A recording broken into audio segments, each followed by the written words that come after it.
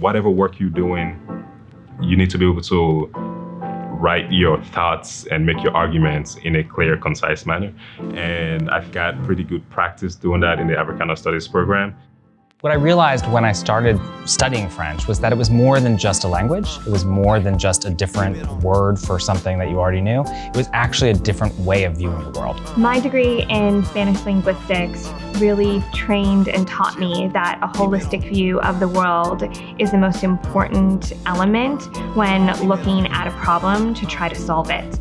That there are multiple different lenses through which we can see the world, and Spanish linguistics, language in general, taught me that that is the case. What I left with were a lot of skills and intangible areas of knowledge, how to make a case for support, how to make an argument, how to write, how to communicate. And those kind of skills all came together and made me a utility player in a way that I could then utilize throughout the rest of my life, and I have.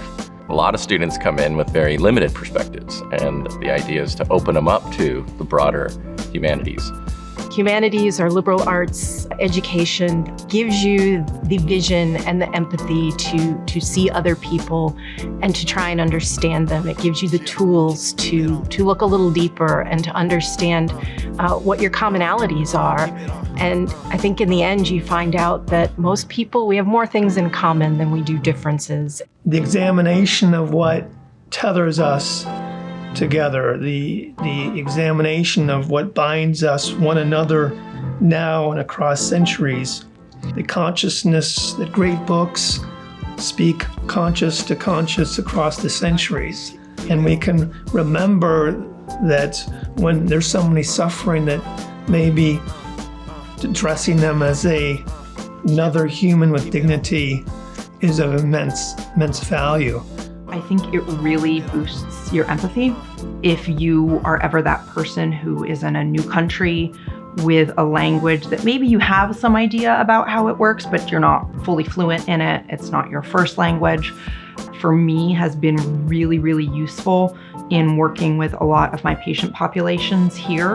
And I think that the emphasis that humanities places on understanding other cultures and cultural differences has really helped me to be a more sensitive clinician. As we move forward with new technologies, what is there left for us as humans, as people, to do? Most of the jobs, whatever they might be, are going to have to draw upon that human element that's provided by humanities. My primary identity in Italy is an actress, and I think the more someone is exposed to other languages, other cultures, other histories, other ways of life, can't help but make you more a human as your first identity, and hopefully spread that a little bit. I didn't know my humanities experience, in particular my religious studies experience, would have really much impact on my medical career. I mean, obviously I knew I'd learn about people's faiths and their backgrounds, but I didn't think it would directly impact me.